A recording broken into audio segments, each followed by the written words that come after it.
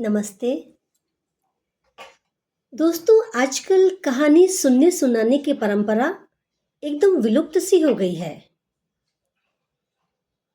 तो इस विलुप्त होती परंपरा को हमें जीवित रखना है। हमारी दादी नानी कहानियां सुनाया करते थे। हम रोज रात को उनके पास जाते थे और उनसे कहानी सुने बिना नहीं सोते थे। पर आज हिंदी साहित्य की ये विधा मुझे लुप्त प्राय होती नजर आ रही है। तो मैं आपके लिए कोशिश करूंगी एक ऐसी नई प्रेरक कहानी लेकर आऊं जिससे आपको कुछ सीख भी मिले। तो मैं आज की कहानी की शुरुआत करती हूं। शीर्षक आप बताइएगा। ये आपके लिए मैंने छोड़ दिया है कि 8 नवंबर 2016 की रात थी और समय था रात के 8 बजे। अचानक ही घोषणा हुई कि भाई नोटबंदी हो गई है।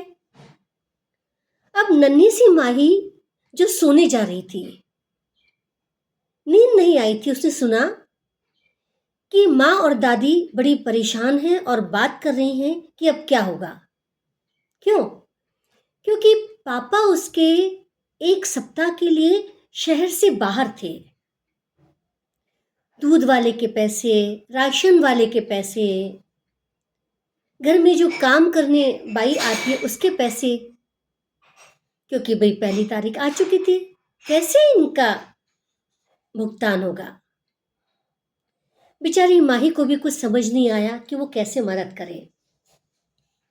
फिर उसे याद आया कि उसे जो दादी नानी या घर में कोई रिश्तेदार आते थे, पैसे देते थे, तो वो एक गुल्लक में डालती जाती थी।